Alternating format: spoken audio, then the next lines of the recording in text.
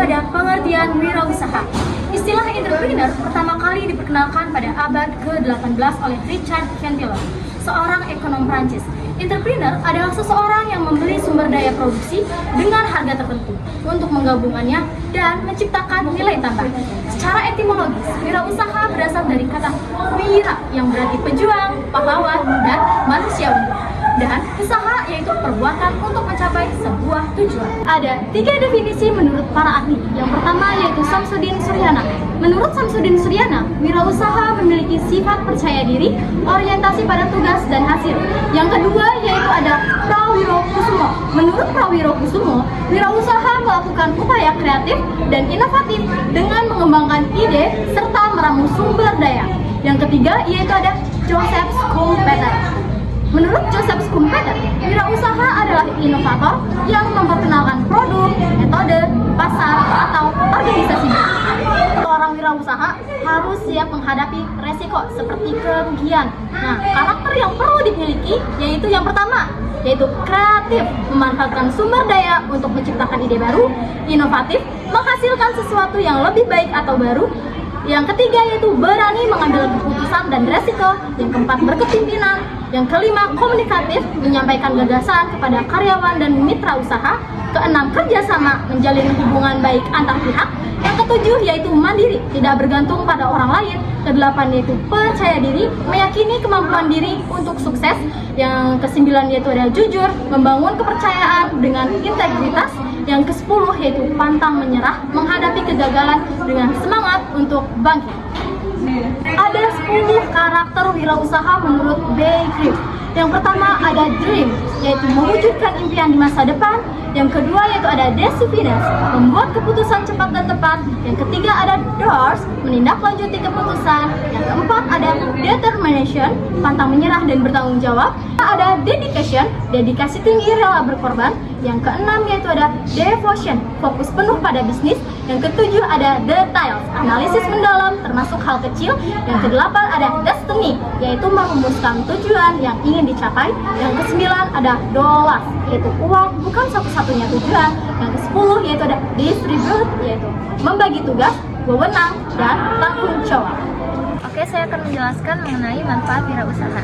Yang pertama, kita bisa menciptakan lapangan pekerjaan baru dan membantu orang lain. Dengan mendirikan sebuah usaha, seorang wirausahawan memberikan peluang kepada masyarakat untuk mendapatkan kesempatan kerja pada usaha yang didirikannya. Oke, yang kedua, memiliki kebebasan mencapai tujuan usahanya.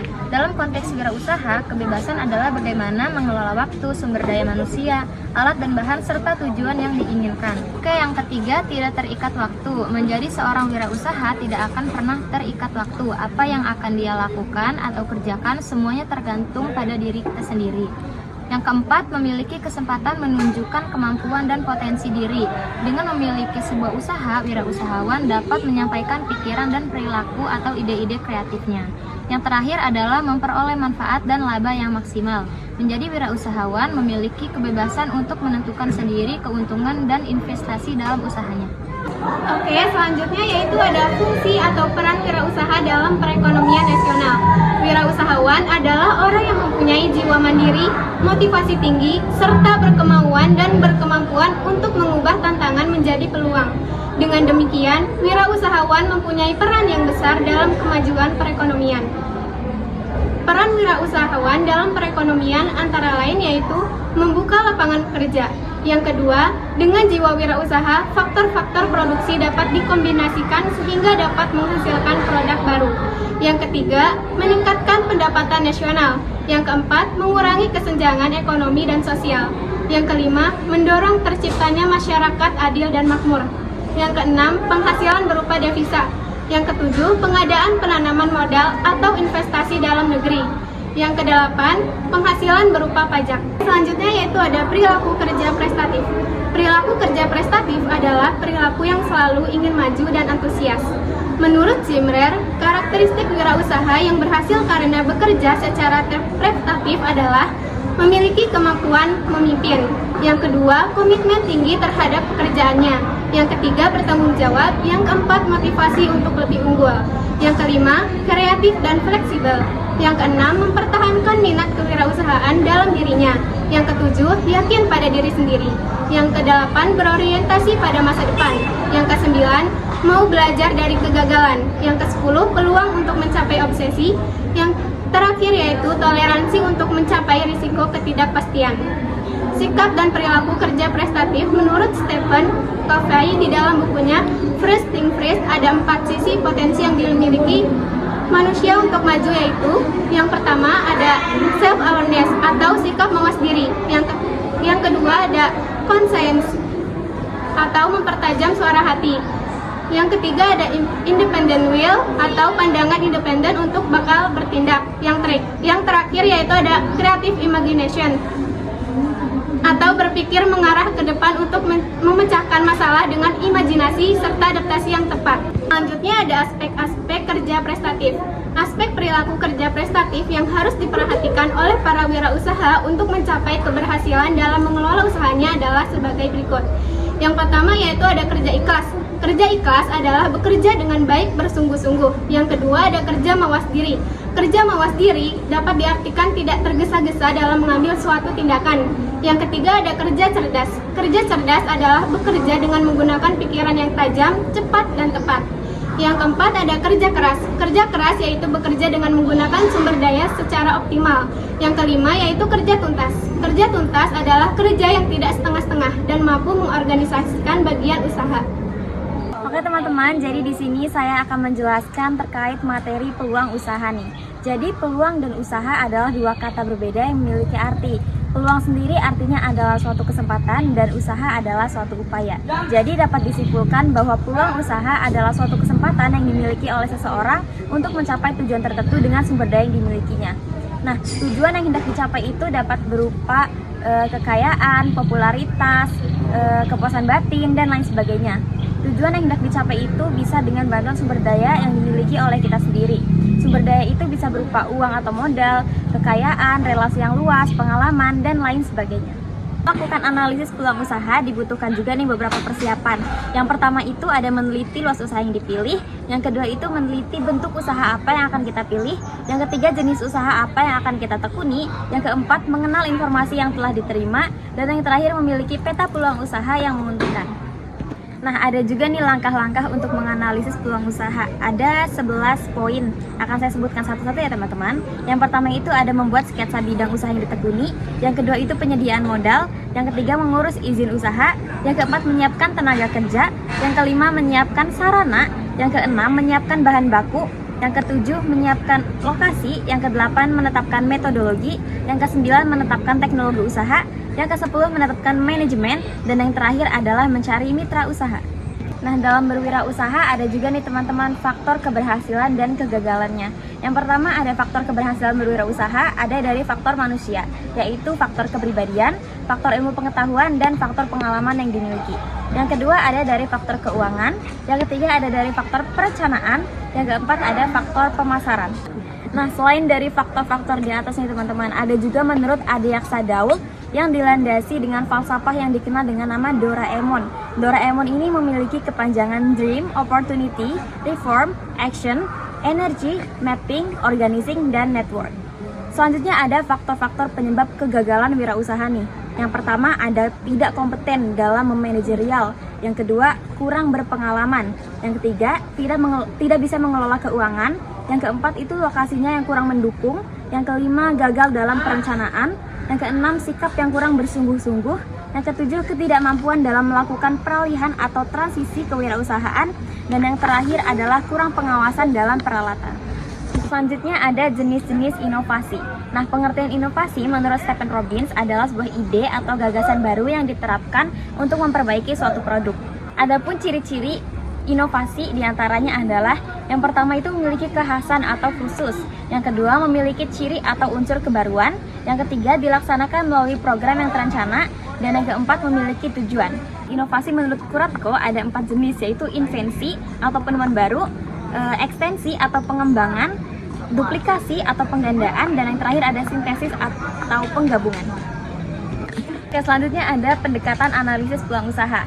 Ada beberapa pendekatan yang digunakan untuk menganalisis peluang usaha. Yang pertama ada analisis SWOT. Analisis SWOT merupakan analisis untuk mengetahui faktor internal dan eksternal perusahaan. SWOT ini sangat penting untuk mengetahui kelebihan, kelemahan, peluang, dan ancaman sehingga wirausaha bisa melakukan strategi yang tepat. Oke, SWOT sendiri adalah kepanjangan dari strength, yaitu kekuatan atau kelebihan yang dimiliki oleh perusahaan. Ada weakness, yaitu kelemahan yang dimiliki oleh perusahaan. Ada opportunity atau peluang, kesempatan untuk mengembangkan suatu usaha. Dan yang terakhir ada threats, ancaman atau hambatan bagi perusahaan. Berikut ciri-ciri peluang usaha yang baik. Yang pertama, bersifat orisinil. Yang kedua, harus dapat mengantisipasi perubahan persaingan dan kebutuhan pasar. 3. Sesuai dengan minat. 4. Tingkat kelayakan usaha teruji. 5. Bersifat ide kreatif. 6. Ada keyakinan untuk mewujudkan. Dan yang terakhir, ada rasa senang saat menjalankan. Selanjutnya, ada ciri-ciri peluang usaha yang potensial. 1. Memiliki nilai jual. 2. Usaha bukan hanya ambisi pribadi semata dan bersifat nyata. 3. Usaha tersebut mampu bertahan lama di pasar. 4. Tidak menghabiskan modal karena terlalu besar investasinya. Dan yang terakhir, bisa ditingkatkan skalanya menjadi industri. Selanjutnya ada peluang usaha yang bernilai jual. 1. Mampu memenuhi kebutuhan konsumen. 2. Memiliki keunggulan bersaing. 3. Tidak bersifat sementara. 4. Ada nilai uang. Dan yang terakhir, memenuhi aspek kreatif dan inovatif. Selanjutnya ada analisis peluang usaha. Seorang wirausaha harus dapat berpikir secara positif dan kreatif. Di antaranya yaitu yang pertama, percaya dan yakin bahwa usaha tersebut dapat dilaksanakan. Yang kedua, mau menerima gagasan atau ide-ide baru. Yang ketiga, memiliki semangat kerja yang tinggi. Yang keempat, mampu berkomunikasi dengan baik. Yang kelima, bertanya pada diri sendiri. Dan yang terakhir, mau mendengar saran orang lain. Poin selanjutnya ada tujuan dari analisis peluang usaha. Yang pertama, tujuannya yaitu untuk menemukan peluang usaha. Yang kedua, untuk menemukan potensi usaha. Yang ketiga, untuk mengetahui besarnya potensi usaha yang tersedia. Dan yang terakhir, untuk mengetahui beberapa lama usaha bertahan.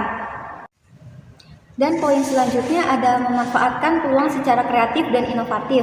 Seorang wirausaha harus bisa berpikir bagaimana memanfaatkan peluang usaha di sekitar secara kreatif dan inovatif dengan cara yang pertama, memanfaatkan barang yang tidak terpakai. Misalnya, memanfaatkan kain perca, sedotan, stik es krim menjadi produk yang punya nilai jual. Yang kedua, memanfaatkan barang yang disediakan oleh alam. Misalnya, memanfaatkan akar pohon, tanah liat menjadi kerajinan. Yang ketiga, memanfaatkan kejadian atau peristiwa yang ada, misalnya saat musim hujan dengan menjual payung atau jas hujan, musim panas menjual masker muka, jaket, dan lain-lain. Dan yang terakhir, memanfaatkan segala sesuatu yang bisa memberikan peluang usaha. Selanjutnya ada poin sumber peluang usaha. Peluang usaha memiliki dua faktor. Yang pertama, faktor internal yang terdiri dari 1. Pengetahuan yang dimiliki. 2. Pengalaman dari individu itu sendiri. 3. Pengalaman dari orang lain. Dan yang terakhir, intuisi atau pemikiran yang muncul dari diri sendiri. Yang kedua, ada faktor eksternal yang terdiri dari 1. Masalah yang dihadapi dan belum terpecahkan. 2. Kesulitan yang dihadapi sehari-hari. 3. Kebutuhan yang belum terpenuhi. Dan yang terakhir, pemikiran yang besar untuk menciptakan sesuatu yang baru. 3. Jadi di sini saya akan menjelaskan bab 3 mengenai hak kekayaan intelektual. Hak merupakan terjemahan dari Intellectual Property Right atau IPR adalah hak yang berasal dari kegiatan intelektual manusia yang mempunyai manfaat ekonomi. Konsepsi mengenai haki bahwa kekayaan intelektual yang dihasilkan manusia memerlukan pengorbanan tenaga, waktu, dan biaya. Adanya pengorbanan ini menghasilkan karya yang memiliki nilai ekonomi dan manfaat yang dinikmatinya. Selanjutnya ada pengertian haki menurut para pakar. Yang pertama ada menurut Ismail Soleh. Haki adalah pengakuan dan penghargaan pada seseorang atau badan hukum atas penemuan atau penciptaan karya dengan menggunakan hak-hak khusus, baik bersifat sosial maupun ekonomis. Yang kedua, menurut Bambang Kesowo adalah hak atas kekayaan intelektual yang timbul atau lahir karena kekayaan intelektual manusia. Yang ketiga, menurut Aristoteles, haki adalah hak atau wewenang atau kekuasaan untuk berbuat sesuatu atas kekayaan intelektual tersebut dan hak-hak tersebut diatur oleh norma-norma atau hukum-hukum yang berlaku. Tujuan haki yaitu yang pertama, mencegah adanya kemungkinan pelanggaran haki milik orang lain. Yang kedua, meningkatkan daya saing dan pangsa pasar. Yang ketiga, sebagai bahan pertimbangan dalam menentukan strategi penelitian bisnis dan industri di Indonesia. Haki memiliki dua buah sifat. Yang pertama, memiliki jangka waktu tertentu. Apabila jangka waktu sudah habis, maka hasil penemuan tersebut akan menjadi milik umum. Contohnya hak milik. Yang kedua, bersifat eksklusif atau mutlak, artinya tidak ada satu orang pun yang boleh melanggar hak kekayaan intelektual milik orang lain. Pemilik haki berhak melarang orang untuk membuat ciptaan yang sama dengan ciptaan pemiliknya. Selanjutnya ada prinsip haki. Yang pertama, prinsip ekonomi yang diekspresikan dalam berbagai bentuk yang memberikan keuntungan kepada pemilik yang bersangkutan. Yang kedua ada prinsip keadilan, menciptakan sebuah karya atau orang yang bekerja membuahkan suatu hasil yang akan mendapatkan perlindungan dalam pemiliknya. Yang ketiga ada prinsip kebudayaan, yaitu perkembangan ilmu pengetahuan, sastra, dan seni untuk meningkatkan kehidupan manusia. Yang terakhir yang keempat yaitu prinsip sosial, artinya hak yang diakui oleh hukum dan telah diberikan kepada individu merupakan satu kesatuan sehingga perlindungan diberikan berdasarkan keseimbangan kepentingan individu dan masyarakat. Klasifikasi hak kekayaan intelektual. Menurut The Classic of Human Mind bahwa hak kekayaan intelektual terbagi atas dua. Yang pertama adalah hak cipta dan yang kedua adalah hak kekayaan industri. Dapat kita katakan sebagai copyright dan juga property industry right. Yang pertama adalah hak cipta. Hak cipta merupakan bagian dari hak kekayaan intelektual. Namun dia berbeda dengan hak kekayaan intelektual lainnya seperti hak paten yang memberikan hak monopoli atas invensi. Hak cipta berarti bahwa kita tidak dapat melarang orang lain untuk melakukan segala sesuatu, namun kita dapat melarang orang lain untuk melakukan hal yang sama. Contohnya, ketika saya menciptakan musik pop, saya tidak bisa melarang orang lain untuk menciptakan musik pop, namun saya dapat melarang orang lain untuk menyalin apa yang telah saya ciptakan.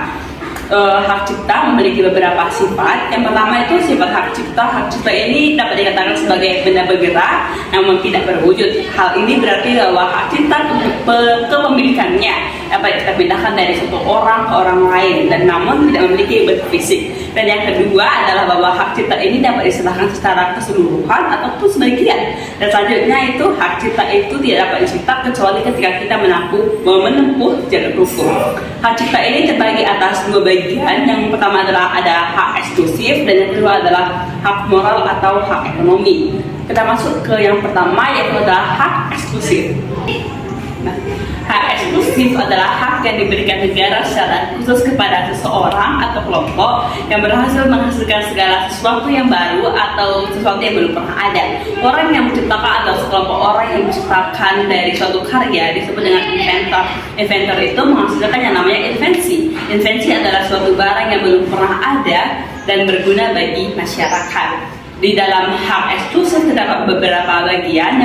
Yang pertama adalah hak penyebutan nama, dan yang kedua adalah hak untuk mempertahankan integritas karyanya, dan yang ketiga adalah hak untuk mencetak karyanya namun dalam waktu tertentu. Hak cipta itu diatur dalam Undang-Undang Nomor 19 Tahun 2000 dan terbagi atas 3 bagian. Yang pertama itu hak cipta ilmu, dan juga ada hak cipta karya seni, dan selanjutnya yang terakhir adalah hak cipta karya sastra. Selanjutnya adalah hak kekayaan industri. Hak kekayaan industri adalah segala sesuatu yang mengatur dan yang berhubungan dengan industri.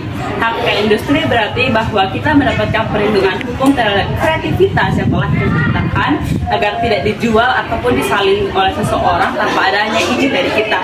Hak kekayaan industri memiliki beberapa manfaat. Yang pertama itu adalah untuk mencegah adanya penyalinan. Yang kedua itu adalah untuk melindungi kreativitas kita sendiri.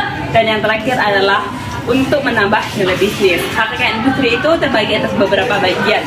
Yang pertama itu adalah hak paten. Hak paten adalah hak yang diberikan secara eksklusif oleh negara kepada seseorang atas penemuannya yang baru dan bermanfaat bagi masyarakat.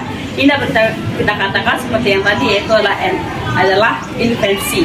Dan juga hak paten ini dapat berupa 10 tahun, 20 tahun, ataupun 50 tahun. Semua itu tergantung dari ketentuan negara tiap-tiap setiap tentuan tiap-tiap negara.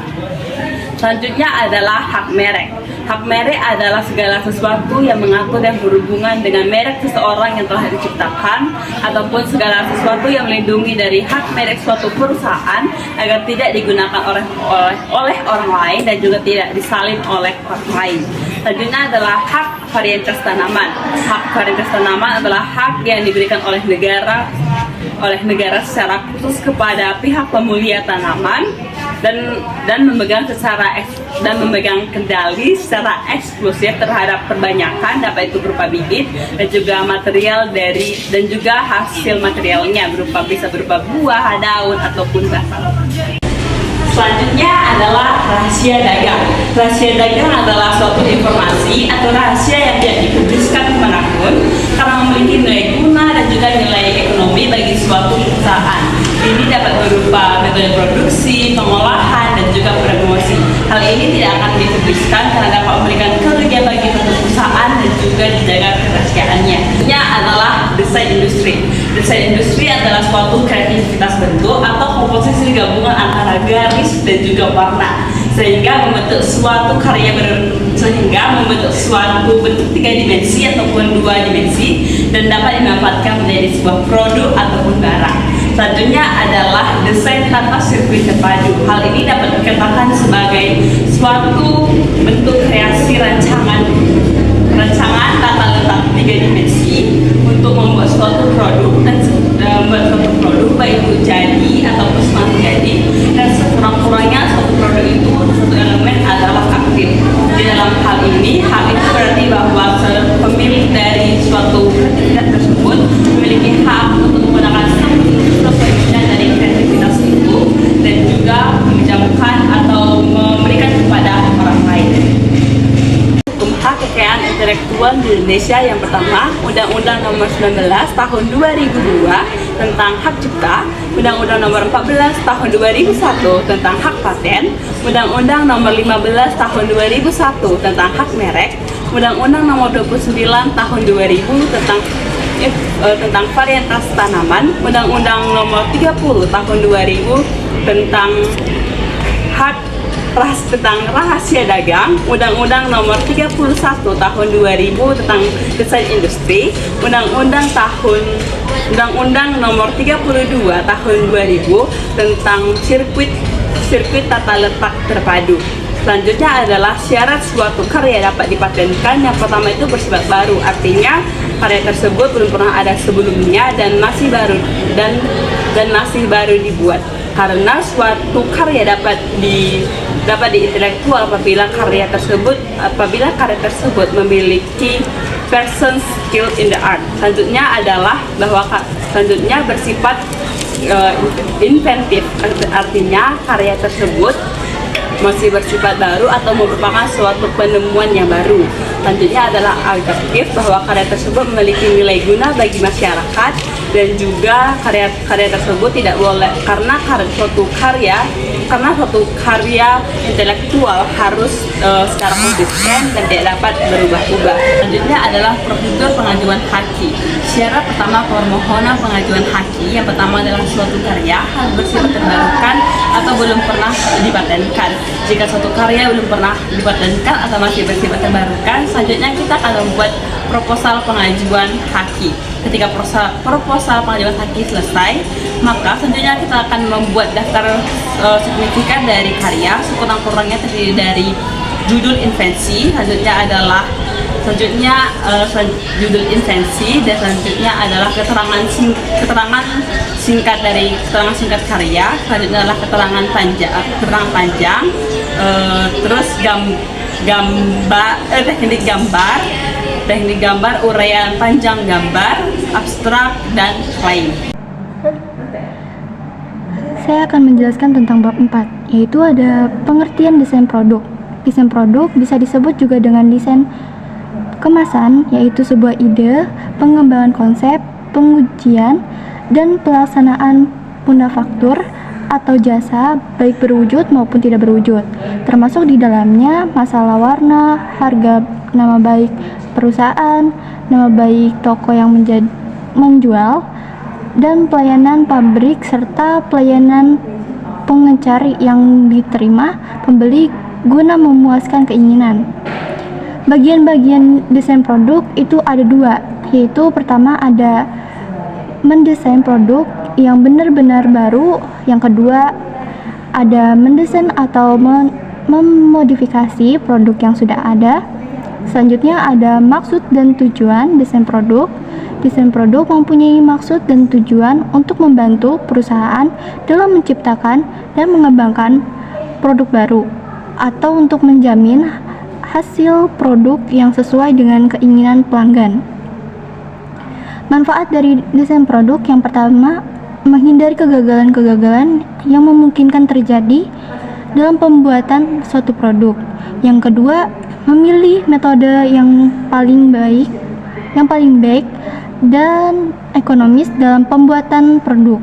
Yang ketiga, menentukan strategi atau spesifikasi produk yang dibuat. Yang keempat, menghitung biaya dan menentukan harga produk yang dibuat.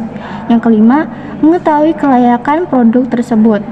Apakah sudah memenuhi persyaratan atau masih perlu perbaikan kembali. Selanjutnya ada tujuan desain produk. Yang pertama, sebagai identitas atau merek dari suatu produk. Yang kedua, untuk menghasilkan produk yang berkualitas tinggi dan mempunyai nilai jual yang tinggi. Yang ketiga, untuk menghasilkan produk yang tepat pada masanya. Yang keempat, untuk membuat produk dengan biaya seminimal mungkin dalam menanam bahan baku dan biaya dengan tanpa mengurangi nilai jual produk tersebut. Selanjutnya ada fungsi desain produk. Yang pertama itu ada identifikasi dari produk itu sendiri. Yang kedua, sebagai pelindung produk. Yang ketiga, penambahan nilai jual beli.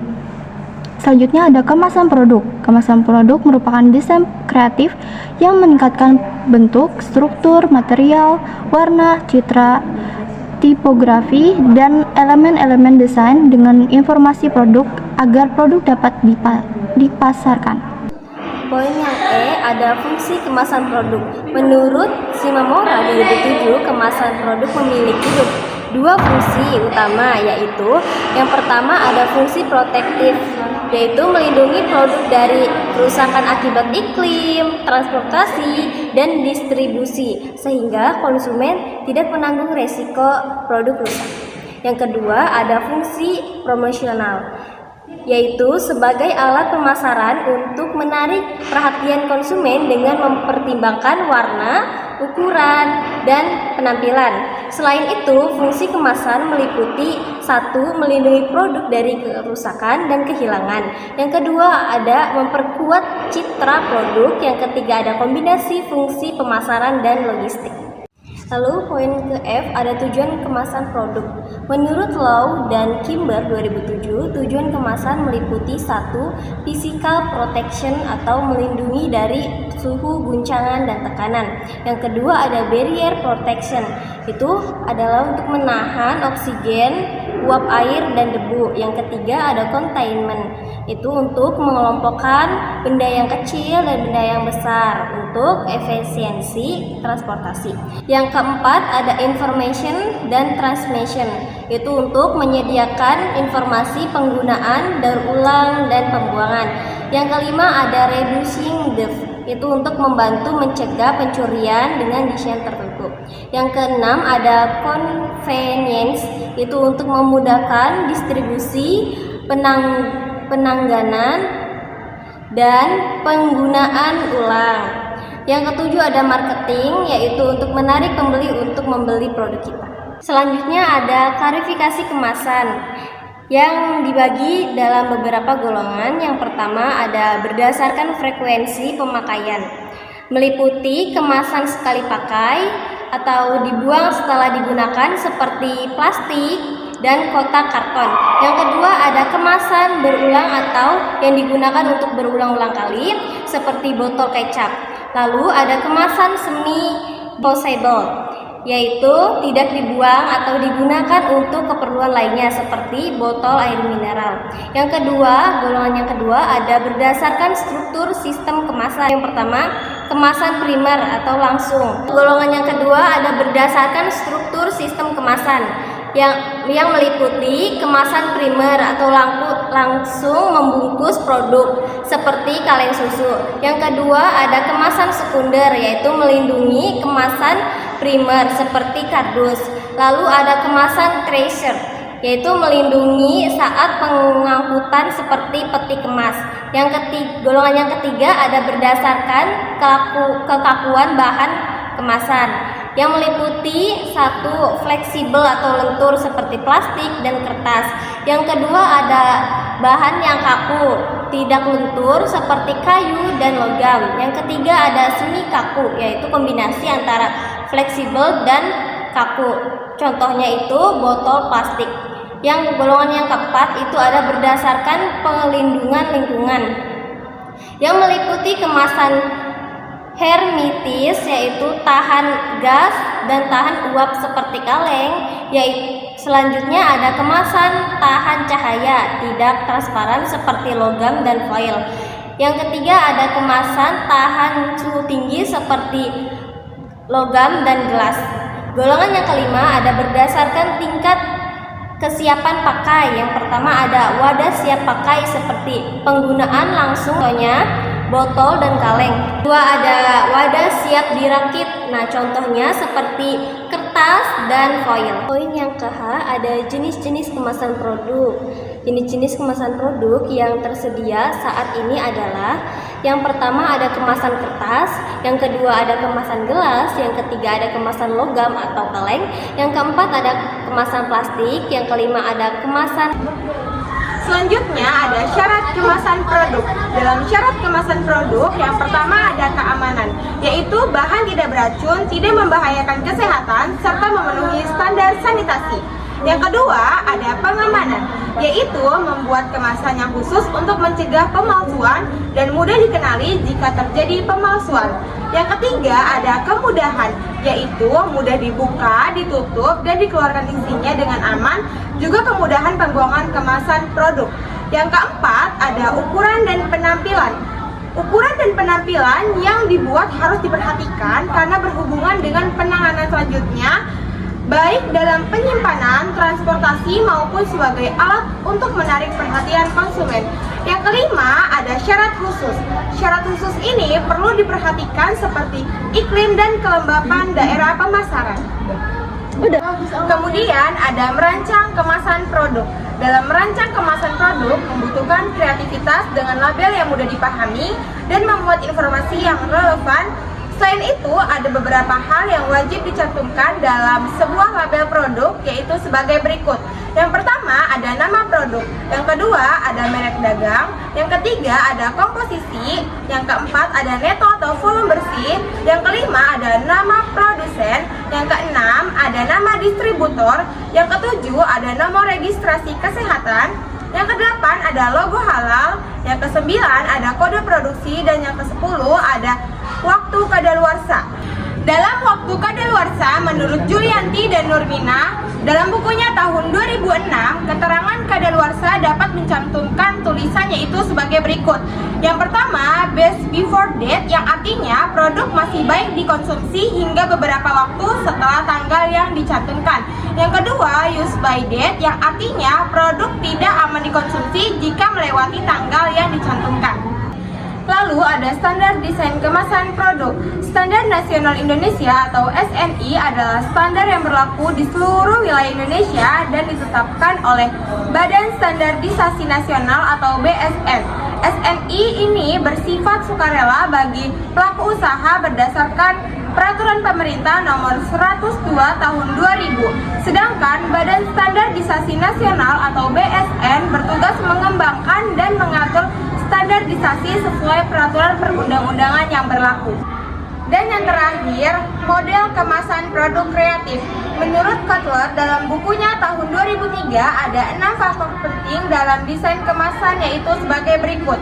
Yang pertama ada warna, yang kedua ada bahan, yang ketiga ada bentuk, yang keempat ada ukuran, yang kelima ada logo, dan yang keenam ada fotografi. Menjelaskan tentang bab 5, yaitu proses kerja pembuatan prototipe produk. Yang pertama ada pengertian prototipe produk. adalah interpretasi produk yang dapat membentuk fisik atau menyeluruh yang mencakup sebagian besar atau semua atribut produk. Yang kedua ada tahapan pembuatan prototipe produk. Yang pertama ada pendefinisian produk, menerjemahkan konsep teknikal ke dalam desain produk. Yang kedua ada working model yang menguji parameter fungsional. Yang ketiga ada prototipe rekayasa yang digunakan untuk menguji kinerja operasional dan rancangan sistem produksi. Prototipe produksi. Yang keempat ada prototipe produksi, dirancang untuk menguji seluruh fungsi operasional. Yang kelima ada qualified production item yang dibuat dalam jumlah kecil untuk memastikan produk memenuhi standar. Yang terakhir ada model, alat peraga yang menunjukkan bentuk atau penampilan produk. Proses pengembangan produk. Proses ini melibatkan perencanaan produk, pengembangan konsep dan desain sistem, perencanaan detail, pengujian dan produksi awal. Faktor-faktor yang mempengaruhi desain produk. Fungsi produk. Desain harus sesuai dengan fungsi produk. Standar dan spesifikasi, memperhatikan sambungan sebagai bentuk dan ukuran produk. Yang ketiga itu ada penggunaan prototipe. Yang pertama ada pembelajaran yang digunakan untuk menguji kelayakan dan kebutuhan pelanggan. Yang kedua ada komunikasi, mempermudah komunikasi dengan sebagian pihak terkait. Yang ketiga ada pembangunan, memastikan komponen bekerja sama dengan baik. Di sini ada yang tahapan prototipe yang ketiga, yaitu produk, barang, dan jasa. Produk adalah segala sesuatu yang ditawarkan ke pasar untuk memenuhi kebutuhan pelanggan. Yang keenam ada proses kerja pembuatan prototipe. Proses desain produk harus sesuai dengan kebutuhan pelanggan dan memaksimalkan kompetensi perusahaan. Strategi proses desain. Desain harus memastikan kompetensi inti perusahaan dan kemampuan operasional untuk menciptakan produk yang sesuai dengan kebutuhan pasar. Selanjutnya ada pengelolaan fasilitas dan bahan baku dalam perusahaan. Pentingnya pemeliharaan fasilitas secara berkala akan memperpanjang umur ekonomis, mencegah kerusakan besar, dan menjaga kualitas produksi. Dampak positif pemeliharaan yang pertama meningkatkan efisiensi produksi, menjaga kualitas produk, dan mengurangi biaya pemeliharaan jangka panjang. Berikutnya ada pengelolaan bahan baku. Bahan baku merupakan komponen utama dalam proses produksi. Pengelolaannya yang baik sangat berpengaruh pada kualitas dan kuantitas produk akhir. Berikutnya ada jenis bahan baku. Yang pertama ada bahan baku utama, yaitu bahan dasar yang diolah menjadi produk jadi, dan bahan pembantu, yaitu bahan tambahan yang melengkapi produk akhir. Tujuan pengendalian persediaan yang pertama menjaga ketersediaan bahan baku agar produksi berjalan lancar. Yang kedua, mencegah kelebihan atau kekurangan stok yang dapat merugikan perusahaan. Berikutnya ada strategi pengadaan bahan baku yang efektif. Yang pertama, perencanaan yang matang. Yang kedua, menentukan jadwal pengadaan yang sesuai dengan kebutuhan produksi. Yang ketiga, mencari supplier yang tepat. Yang keempat, penyimpanan yang baik. Lalu yang kelima, pelaksanaan pengadaan yang didisiplin. Berikutnya ada pengelolaan persediaan dan sumber daya manusia. Dalam pengelolaan persediaan bahan baku, metode penilaian persediaan itu ada dua, yaitu FIFO dan LIFO. FIFO adalah barang yang masuk pertama dan keluar pertama, sedangkan LIFO adalah barang yang masuk terakhir dan keluar pertama. Dalam pengelolaan sumber daya manusia, prinsip dasar pengelolaan sumber manusia yang pertama, sumber daya manusia sebagai aset perusahaan. Yang kedua, pengembangan kompetensi karyawan. Yang ketiga, peningkatan kinerja dan komitmen. Yang kelima, kerjasama tim yang solid. Berikutnya ada langkah-langkah pengelolaan sumber daya manusia. Yang pertama, penentuan kebutuhan SDM. Kedua, observasi dan penelitian. Yang ketiga, penyelesaian masalah SDM. Yang keempat, evaluasi metode yang digunakan. Yang kelima, pelaksanaan metode yang efektif. Berikutnya ada tujuan pengelolaan SDM. Yang pertama, mendapatkan karyawan berkualitas. Yang kedua, meningkatkan produktivitas dan kreativitas karyawan. Yang ketiga, menciptakan suasana kerja yang harmonis. Dan yang keempat, mengembangkan karyawan melalui pelatihan. Berikutnya, peran pengelolaan SDM. Yang pertama, sebagai kunci keberhasilan bisnis. Yang kedua, sebagai penggerak dan pengendali perusahaan. Yang ketiga, modal dasar pengembangan usaha atau bisnis. Dan yang terakhir, administrator kepegawaian di dalam perusahaan milik wirausaha. Berikutnya ada mengelola proses produksi. Proses produksi adalah suatu kegiatan yang mengombinasikan faktor-faktor produksi berupa money, material, dan metode untuk menghasilkan suatu produk. Karakteristik proses produksi ada 3, yaitu yang pertama dilihat dari proses produksi, yaitu ada produksi langsung dan produksi tidak langsung. Produksi langsung itu meliputi produksi primer dan sekunder, sedangkan produksi tidak langsung adalah proses produksi yang hanya memberikan hasil dari keahlian atau produk dalam bentuk jasa. Yang kedua dilihat dari sifat proses produksi, itu ada yang pertama proses ekstraktif, yang kedua proses analitik, yang ketiga proses fabrikasi, dan yang keempat ada proses sintetik. Yang ketiga dilihat dari jangka waktu produksi, itu ada 2, yaitu proses terus-menerus dan proses secara terputus-putus. Selanjutnya ada pengendalian mutu dan pengelolaan keuangan dalam bisnis. Yang pertama, pengendalian mutu produk bertujuan memastikan produk yang dihasilkan berkualitas baik dan sesuai standar. Lalu berikutnya ada pengelolaan keuangan bertujuan mengatur keuangan perusahaan agar efisiensi dan menguntungkan. Berikutnya ada komponen penting dalam pengelolaan keuangan. Yang pertama modal kerja, yang kedua piutang, dan yang ketiga kas. Aspek pengelolaan keuangan itu yang pertama menetapkan tujuan, yang kedua menetapkan efisiensi, dan yang ketiga mengembangkan pengelolaan, dan yang keempat itu evaluasi. Berikutnya ada pemasaran produk bertujuan memastikan produk dapat terjual dengan baik. Strategi pemasaran produk yang pertama itu adalah menentukan jenis produk, merek, kemasan, dan layanan jual. Yang kedua ada harga, menentukan harga yang kompetitif dan menguntungkan.